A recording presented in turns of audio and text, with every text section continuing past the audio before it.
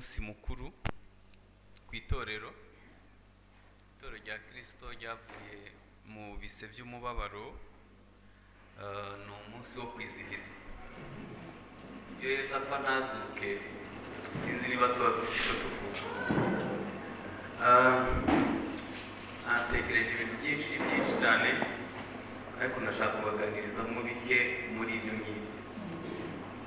Mu Bibiliya ndaza kubabwira nihagera ku dusoma. Ndashaka dukora ikiganiro ho gatoya. Ugiye gusura umuntu yabyaye ukabona afite umubebe mwiza, hanyuma ukishimana nawe atakubwiye aho umubebe yavuye, wakumva nyine ari ibisanzwe. Ashobora kuba yaratwise amezi 9 amerewe nabi, ashobora kuba yabyaye na sezariyene, yewe n'ubwo uteruye uwo mwana akaba agifite igikomere kikiri gishaje. Iyo turiho turishimira Pasika, sinzi niba twumva neza aho Pasika yavuye. Ntabwo nshobora guhera kuva Yesu aza mu isi, kuko byadufata igihe kinini, ariko nabyo ntibisobanutse. Kuba bidasobanutse ni uko mu mutwe yacu bidapigwa. Pawulo yaravuze ngo ubwiru bw'Imana burakomeye, Imana bwigaragaza yambaye umubiri. Ntabwo nzi icyo Imana yagiye gushaka mu nda y'umugore. Imana ntabwo tuyizi, turabyumva turi hano ariko ntituyizi neza. Hanyuma mu ndebere Imana yiyegerageje ikigira gatoya igakwigwa mu nda y'umugore. Tuzabibaza nitugerayo, nta gisobanuro twabona. Ubwiru bw'Imana burakomeye, Imana bwigaragaza yambaye umubiri. Noneho ntibibe ibyo gusa, igahita ivukira mu kiraro. Ndabizi ko abenshi hano mwavukiye mu buzima bubi, ariko sinzi niba ari umuntu yavukiye mu kiraro cy'inka. We niho yavukiye, ahunga ari uruhinja rw'ibyumweru bike mu butayu bwa kilometero zirenze 1000. Hashobora kugera kuri dogere 50, hakonje hakaba munsi ya 0. Reka ndeke kujyayo, reka tujye mu cyumweru cy'umubabaro. Yesu yari afite inshuti Betaniya, ni inyuma y'Yerusalemu nk'ikilometero kimwe, yitwa Lazaro, Mariya na Marita. Hanyuma imirimo ye hafi yose yayikoreye i Galilaya y'abapagani mu gihugu gicuza umwijima. Iyo yazaga i Yerusalemu yahaje gake, yahitamwo kujya kuba muri uwo muryango kuko bari inshuti ze magara. Hanyuma mbere y'uko iminsi 6 mbere y'uko Pasika iba, yashimye kuza i Yerusalemu aho hantu Betaniya kugira ngo asezere ku nshuti ze magara kuko yaragiye gupfa. Nahoze ntekereza, ubu Yesu aramutse ari bupfire i Kigali, yaza gusezera kwa Desire. Ndi inshuti ye ku kigero, ariko yaza gusoreza urugendo rwe rwo mu isi akarusoreza iwanyu. Ntabwo mbizi. Nyamara Bibiliya ivuga ngo ukundishe Uwiteka umutima wawe wose n'ubwenge bwawe bwose n'imbaraga zawe zose. Reka mbabwire bene, tuve mu kigare. Yesu yagiraga ikigare cy'abantu 20,000 bahora inyuma ye buri munsi baje gushaka imigati n'ibitangaza. Ariko mu 20,000 yari afitemo 70 ashobora kwizera agatuma bakajya kwigisha. Muri 70 yari afitemo 12 basize byose baramukurikira. Muri 12 yari afitemo 3 b'inshuti ze yitabaza iyo byakomeye. Abana b'inkuba ashobora gusenga na byagoranye. Hanyuma muri 3 yari afitemo 1 aba mu gituza cye. Abakristo bakunda ikigare, reka mbabwize nta juru dufite tuzabashiramo mutigwanaho. Ushaka Imana ku giti cyawe, ntabwo adeperi izakwinjiza mu bwami. Uwo munsi nta na institution runaka bazahamagara. Muri Egiputa buri wese yisigiye amaraso ku nkomanizo. Ejo bundi impanda nivuga bazahamagara umuntu mu izina rye, nta deperi uzasanga mu ijuru. Nukunda ikigare gusa ukanyuza hano bakabyina ugataraka hanyuma ugataha, ntuhinduke guse na Yesu. Sinzi mbabwire, amaze kuba Pasika 2 imwe urebye hari imwe batemera yo muri Edeni ariko nayo hamenetse amaraso, ariko igihe cya mbere batangaje Pasika ni muri Egiputa, hanyuma iya kabiri ni iyi ngiyi turiho turavuga, iya gatatu izabera mu ijuru. Babwiza ukuri, umuntu atakoze iyi Pasika neza ntafite uburenganzira bwo kuzajya izaba mu ijuru. Niyo mpamvu uvuga ngo tuve mu kigare, ujye wibaza ngo umubano wanjye n'Imana ku giti cyanjye umeze uko. Hanyuma yahisemo gusoreza icyumweru cya nyuma, yahageze ku wa gatanu nimugoroba i Betaniya, araharara asezera ku nshuti ze. Hari ikintu cyabaye kuri uwo munsi ku wa gatanu. Mariya, muri abo bakobwa babiri, Mariya na Marita, harimo umuntu umukunda cyane cyane yitwa Mariya. Muzi ikintu yakoze? Yaramusize. Amen. Yamusutse amavuta y'igiciro cyinshi. Ayo mavuta niyo yategura gupfa no kuzuka. Murabizi ko Yesu yitwa uwasizwe, ni Mariya nyine yamusize. Amen. Agiye ugiye gukorera Imana, hari ibintu nyabona tuzana igiturisho cy'ishimwe, hanyuma dushima Imana, ukabona umuntu kandi natwe dufite urutuke ruzi kujonjora inoti nini natwe tutarebye, ukabona nyine abantu biraho. Ariko umushumba ubundi ninde yatanze itegeko ko buri cyumweru bashyiraho igiturisho? Hari umuntu umwe yamaze ku mutima nabonye azi gushima Imana, yitwa Hippolyte Muhizi. Yapfushije umwana, baranzura ko yapfuye, hanyuma kubw'imbabazi z'Imana umwuka umugarukamo. Uzi ikintu yakoze? Yahise agira usororo kubaza igiciro cy'imva, ateranya nayo bari gukaraba yose, gukoresha mu gukaraba, arazatanga nk'ituro ry'ishimwe. Ntuzajye ushima Imana buri cyumweru kuko ari umuhango w'itorero, ahubwo uzakore ikintu gikora ku mutima w'Imana. Nushaka uzashima Imana rimwe mu kwezi, ariko ukora ikintu gikora ku mutima w'Imana. Utanga amavuta ategura gupfa no kuzuka. Nukora ibintu by'umuhango gusa bizaba biri aho, nyine uzajya ujonjora akanoti gatoya kuko ariko bavuze ari igihe cyo gushima Imana. Ariko nukora ikintu ukavuga ngo Mana, nkurikije ibyo wankoreye, ushobora gutanga amavuta. Amen.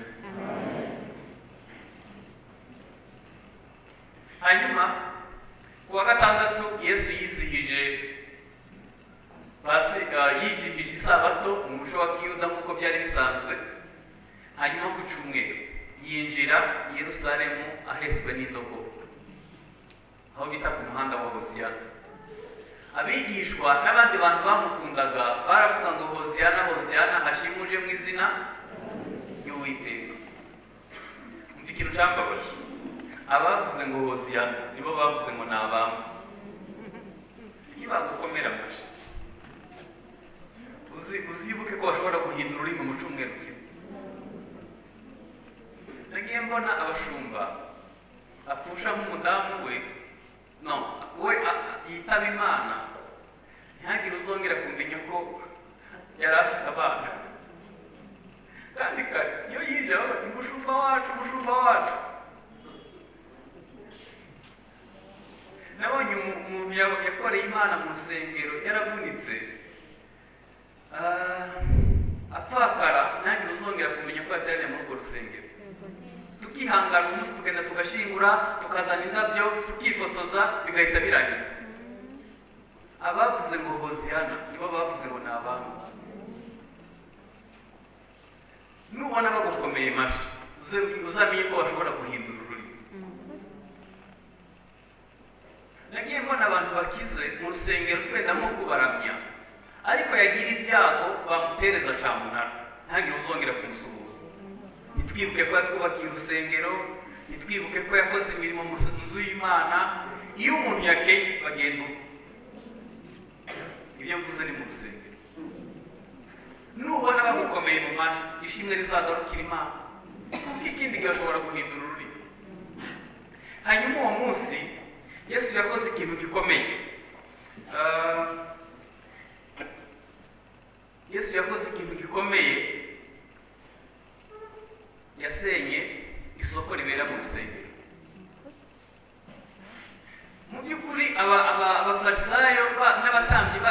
isoko mu rusengero ntabwo cyari ikintu kimwe. Bashaka kwegereza abantu ibitambo kugira ngo babigurire hafi, ariko yari bizinesi y'abatambyi n'abayuda. Hanyuma abirebye akora ikintu kidasanzwe, asohora inuma, amena amafaranga bavunja n'ibintu byose arabisohora, avuga mu inzu ya data niyo. Hano nagira ngo usigararemo akantu kamwe. Niba Yesu atarihanganiye abantu bacuruza mu isoko risanzwe ryo mu rusengero, ntazihanganira ingeso twabitse mu mutima twanze guhindukaho. Niba Yesu atarihanganiye abantu bacuruza mu rusengero, ntazihanganira, kuko natwe turi insengero z'umwuka wera. Hari ukuntu iyo tuje muri izi nkuta enye ubona twubashe cyane, ariko ntitwibuke ko natwe turi urusengero inyuma y'urusengero. Aho pasiteri atareba, aho abadiyakoni batari, aho abandi bantu bose batari, ujye wibuka ko nawe uri urusengero. Wibuke kuramya Imana mu kuri no mu mwuka, ntucururizemo. Hanyuma buri munsi uko yazaga i Yerusalemu yatahaga ku nshuti ye Lazaro na Mariya. Kuwa mbere arimo kuza i Yerusalemu mu mujyi, hari ikintu yakoze gikomeye, yavumye umutini awubuzeho imbuto ashonje. Hanyuma baragenda. Uwo munsi kuwa mbere yiriwe mu mpaka n'abakuru b'idini, ndavuga abatambyi n'abafarisayo. Zari impaka zimeze nabi. Mwibuke ko yakoze ikintu nakwita kibi, yasenye isoko ry'abantu.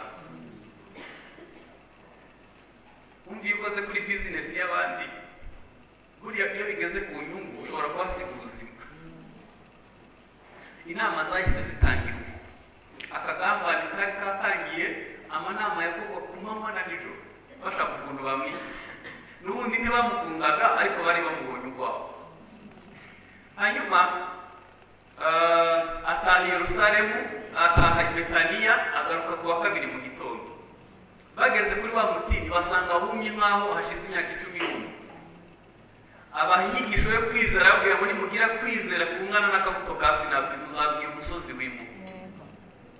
Utubuto twa sinapi ndadufite mu rugo, hari igihe tureba nkarira. Nibaza ubu narabuze kwizera byibuze kungana gutya.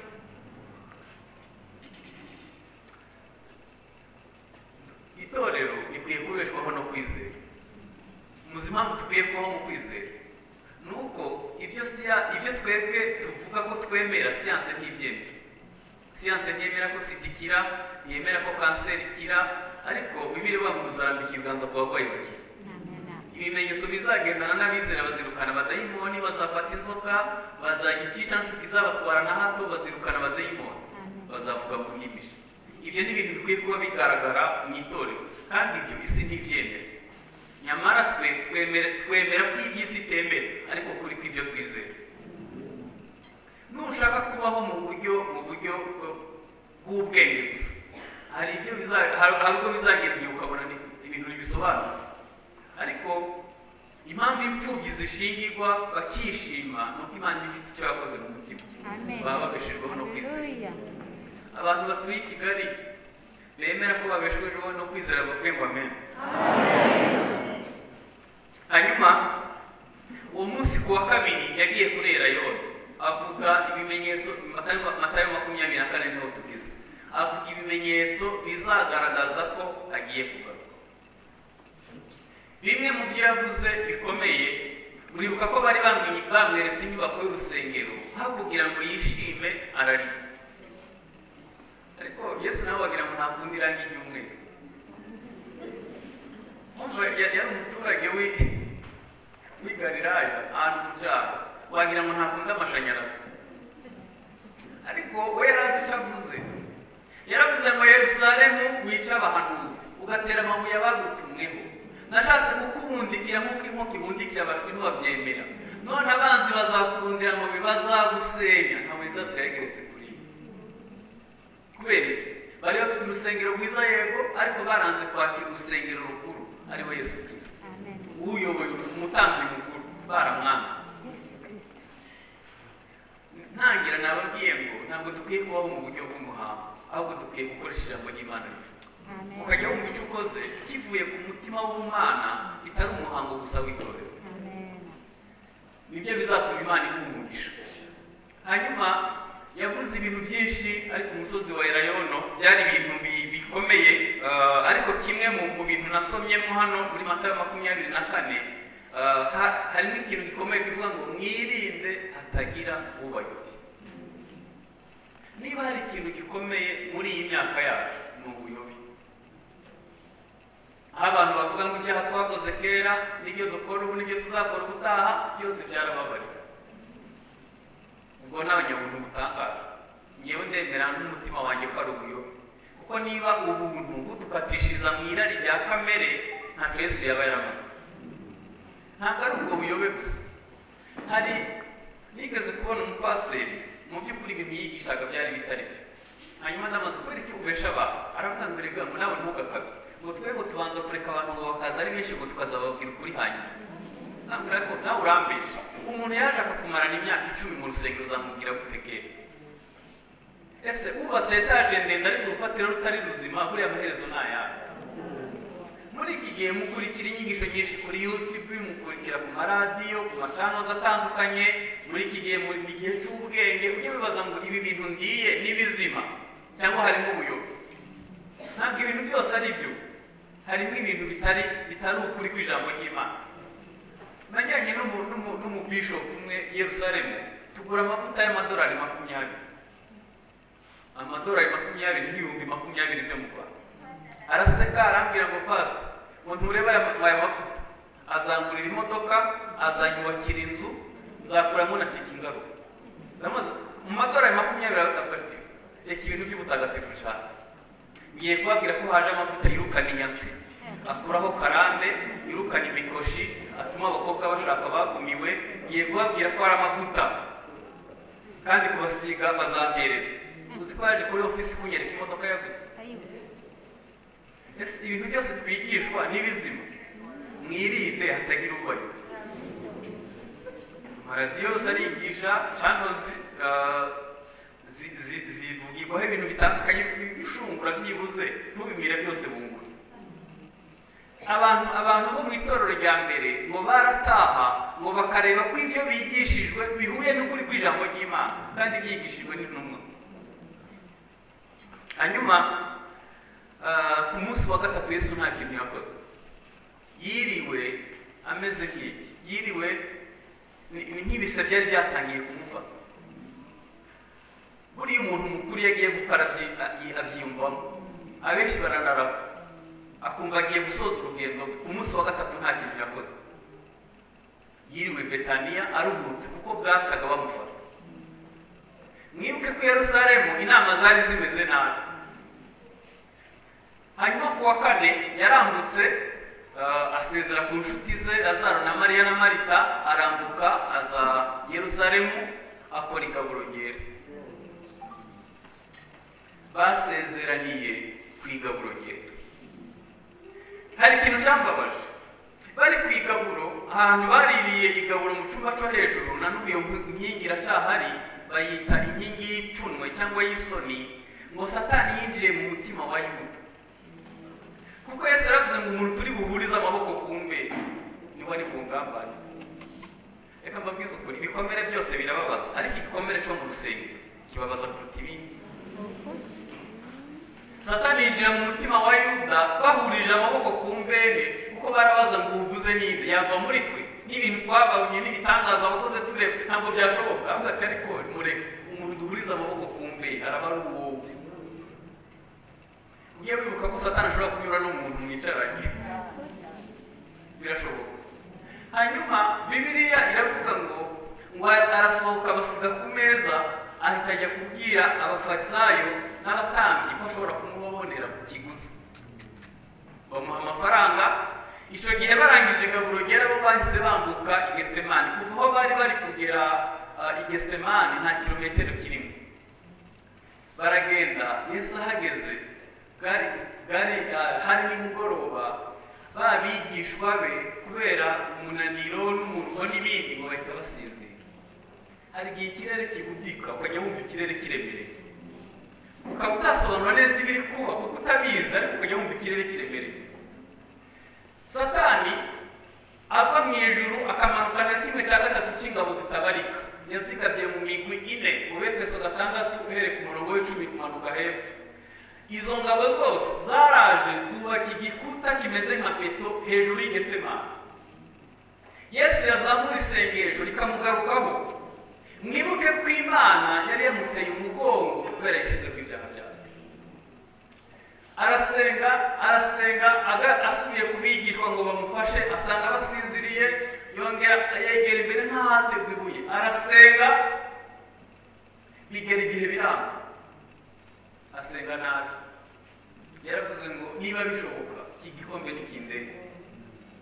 Nimubona umuntu yagize intege nke yenda akarakara ntimugapfe kumucira urubanza, ntabwo ubuzi betiri hejuru ye. Hanyuma ngo mu ijuru babona agiye gutsindwa. Ikintu bakoze ngo bahise bohereza marayika mukuru, ni ukuvuga ngo ngira ngo Mikayeli yazanye n'abakomando b'ijuru bamena cya gikuta ngo bamugezaho imbaraga.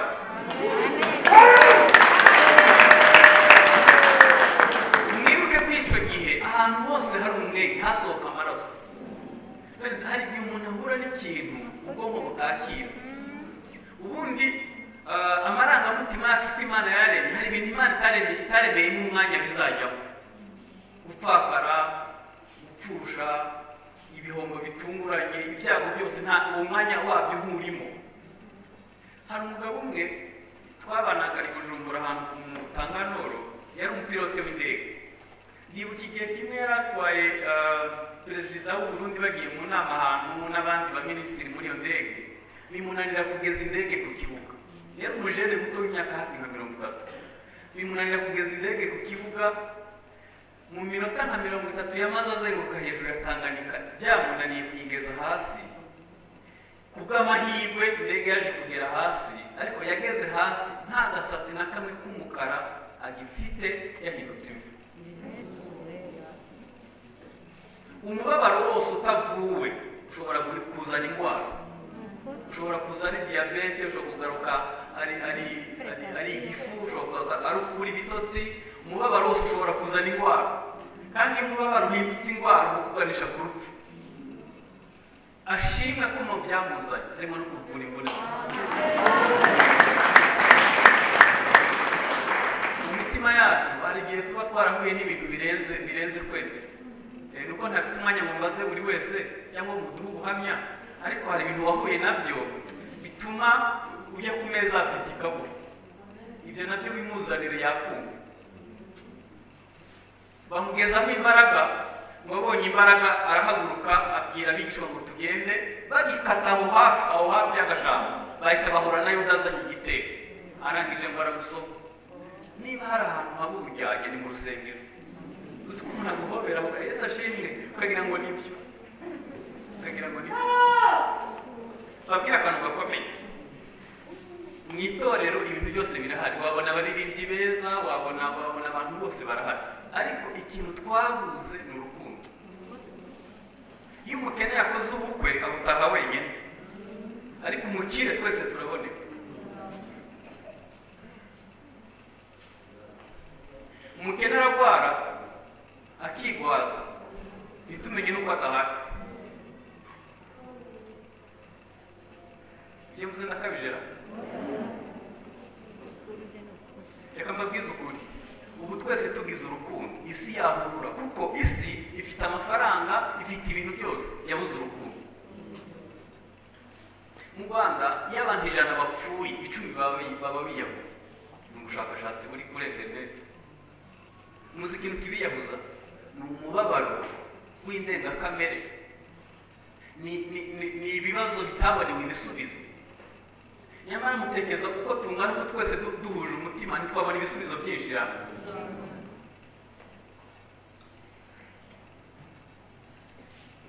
Nigeze kugira ibibazo nk'amezi 6, nkajya naranasinziriye. Mfite umudamu w'umwana mwiza imbere n'inyuma, twajyamo agahita yisinzirira, ye nkarandeba kuri parafo. Nari umujene muto, nyuma y'iminsi mike nasanze uruhara rugeze mu mugongo. muri amezi atandatu uruhara rwahise rugira mu bwonko ntabwo nari ifite. Nyamara ubibwiye Yesu yakumva, azi kubabara icyo bivuze.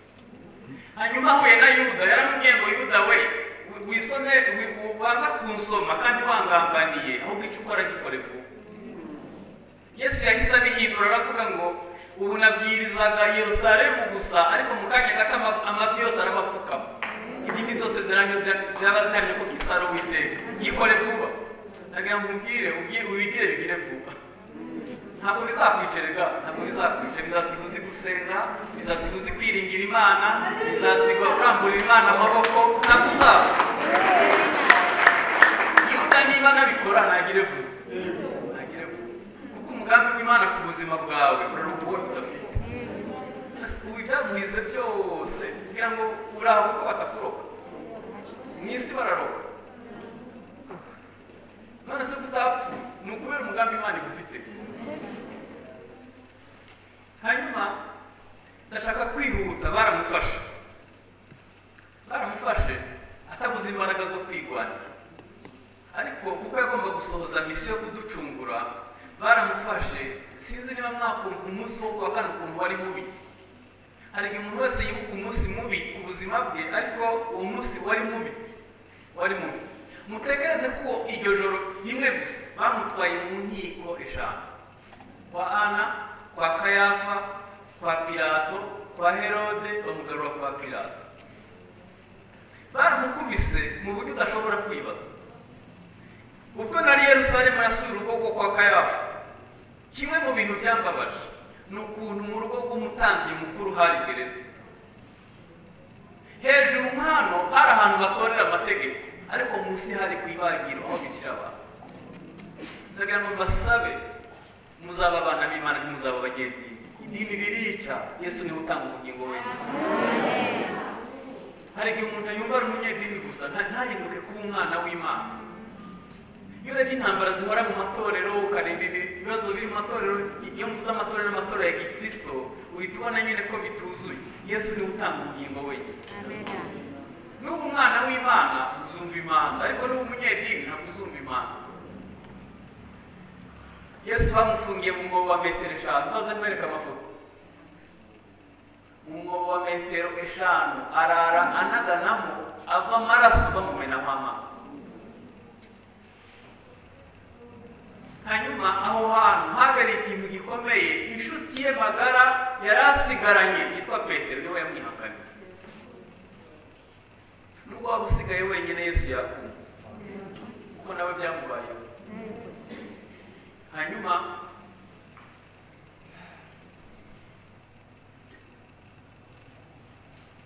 ntabwo nakumva umunsi wo kuwa kane wari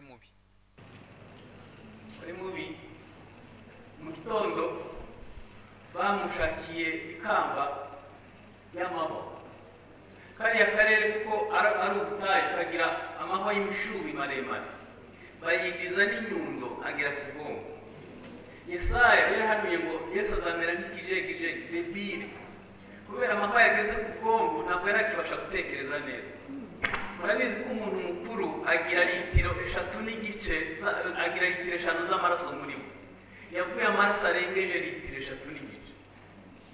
Bamukorera umusaraba upima hafi 200, awugendana hafi ibirometero 3. Ntabwo yari akibibashije kuko amaraso yari yuzuye ahantu hose. Bari bamukubise inkoni z'Abaroma mbi. Abaroma bagiraga inkoni ukubita zigahita zizana inyama. Ntabwo byari byoroshye.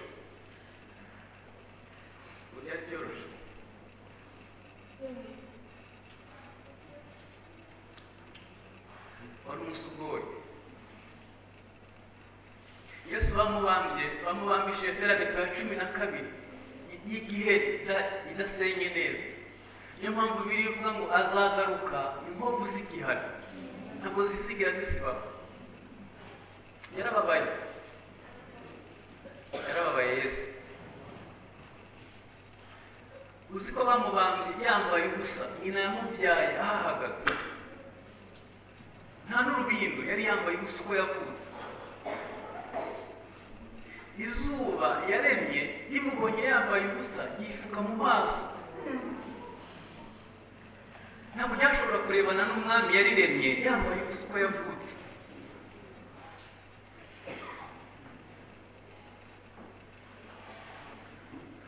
Ntabwo ndi busubiremo amagambo arindwi yahavugiye, ariko rimwe rya nyuma yaravuze ngo ibyo gucungura abantu ndabirangije, ushaka wese naza.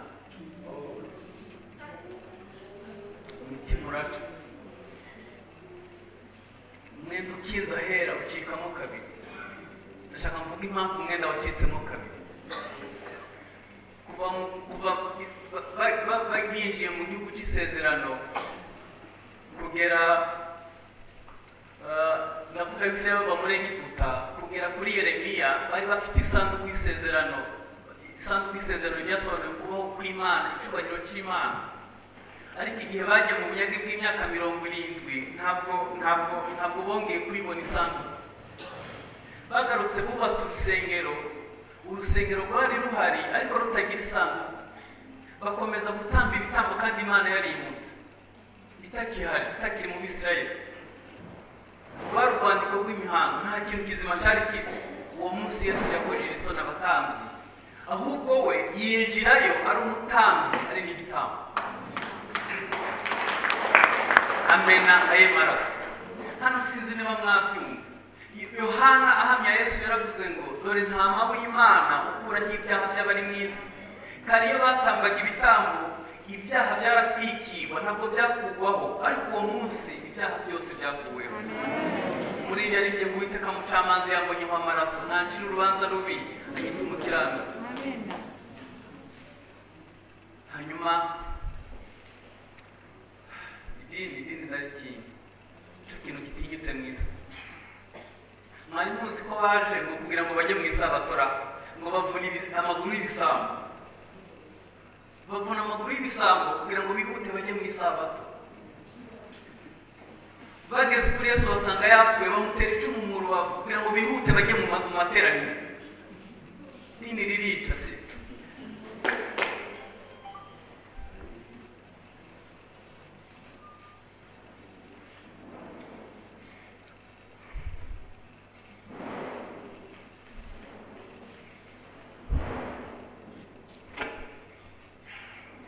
Yesu niwe utanga ubugingo wenyine.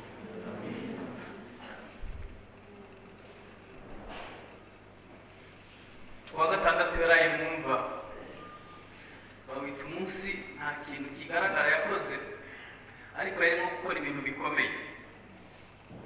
Kuva kuri abera bari bakingiraniwe ikuzimu, kandi aho Satani yashobora kuhagera akabacunaguza. Muribuka ko Elisa bamuzuye umupfumu wa Endori, bari bafiteho ubushobozi. Ariko uwo munsi ngo yaramanutse ngo bababwira ubutumwa bwiza bw'amahoro. Aravuga ngo uwo mwahanuye yari nde. Baramuhanura bakamanuka batamubonye, ariko uwo munsi baramubonye. Ku cyumweru mu gitondo marayika aramanutse akuraho igitare acicaraho. Ntabwo mushobora kwibaza iyo birivuga ngo igitare, nabwo ntabwo mwumva neza. Mwari muzi ko abatambyi uzi ko bafashe ibuye ripima tone 2,500 akaba ariryo bashyira hejuru ya Yesu, bakarihomesha kaburimbo yizewe ikomeye, sima y'akataraboneka, kugira ngo azahereye. Mu gitondo icyo gitare cyamanuye marayika mu ijuru, ngo araza agikuraho akicaraho. Yesu arasuka.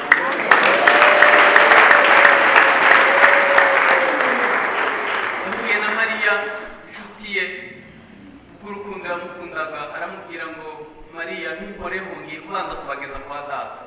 Hari akantu kabaye muri ako kanya, babera bose yazukanye kugira ngo batazabyitiranya, batazabyita amagambo. Yabanje gukora akadefire mu mujyi nabo. Bibiliya avuga ngo babonekera benshi barabamenya. Hari igihe Imana izadukorera ikintu kitigana, kititiranwa. Abadusanze mu ntege nke nimubwire ngo niko twahoze, kandi siko tuzahora. Ibihe byiza bizagaruka. Kandi izatugarurira kimwe mu bintu Imana yasezeranirije u Rwanda, numva n'amatwi n'ububyutse. Imana izagarura imbaraga z'ubumana. Tugeze mu gihe umuntu avuga mu ndimi bakamureba nk'aho wagira ngo akoze ikosa, kandi turi itorero ry'umwuka. Ibihe byiza bizagaruka mbere y'uko mfa Imana izampe kubibona.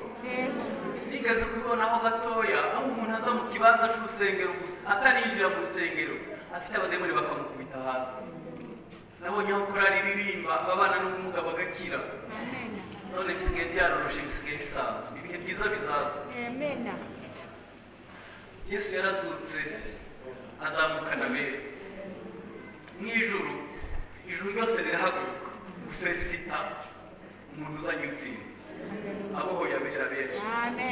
Ngo Imana mushake ikintu yamuhira kiwe, kuko ikuzimu yari avuye n'isi nayo yarayicunguye. Ijuru ryari iki? Mushake ikintu yamuha irakiwe, mwite mu izina. Iravuga ngo ni umwami w'abami, umwami w'abatware.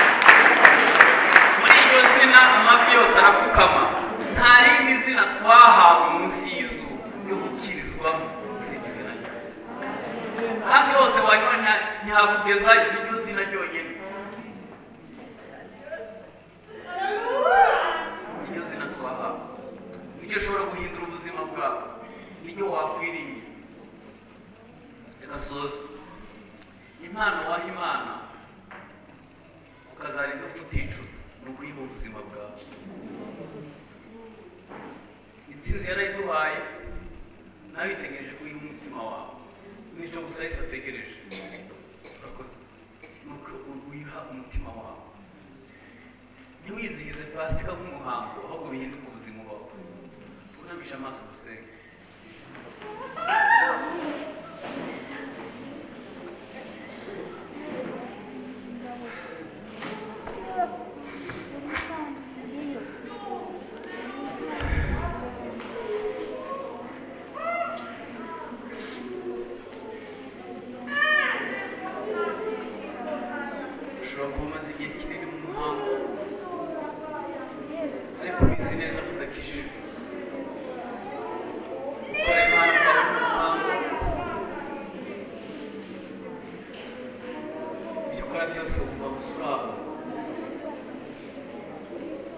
Sinzi niba twagirana na Yesu isezerano muri iki gitondo, tukongera gusezeranira ku maraso ye, kikaba igihango, kumubwira ngo Mwana uhaye ubuzima bwanjye, uhari wahaguruka tugasengana.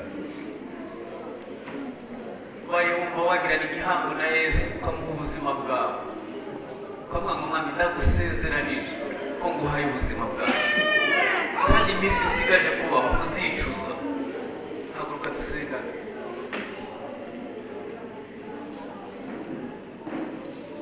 Birashoboka ko wakijijwe ariko ukaba waraciye mu isezerano, cyangwa ukongera kugirana igihango nawe. Afite umutima wa twese twakwirwa mu yango wakira ukuri, ukansaba umushumba azadufashe.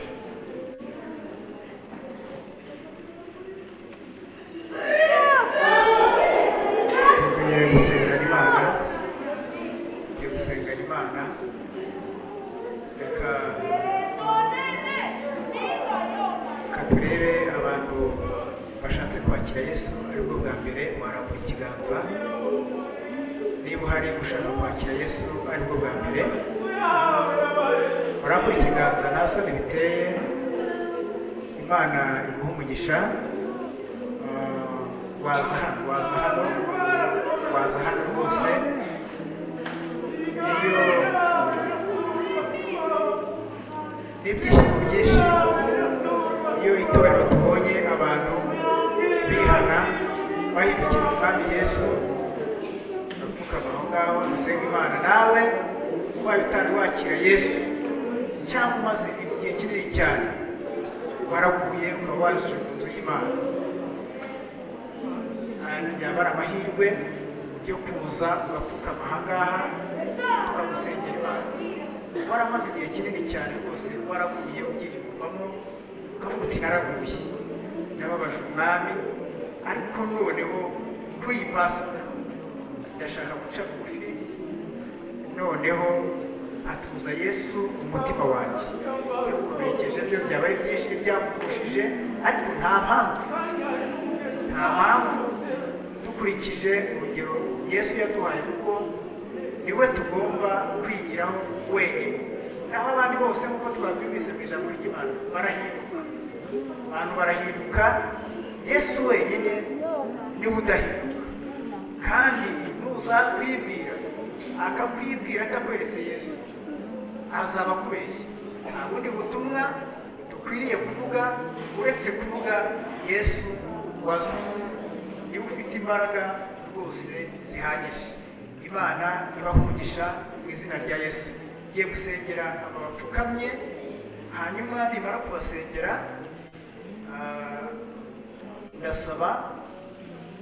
ndasaba Diakoni Muranga Theogene, hanyuma na Mama Yeme muze kujyana muganiriza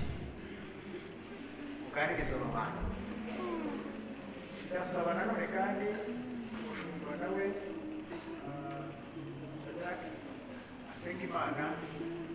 asenga Imana rwose.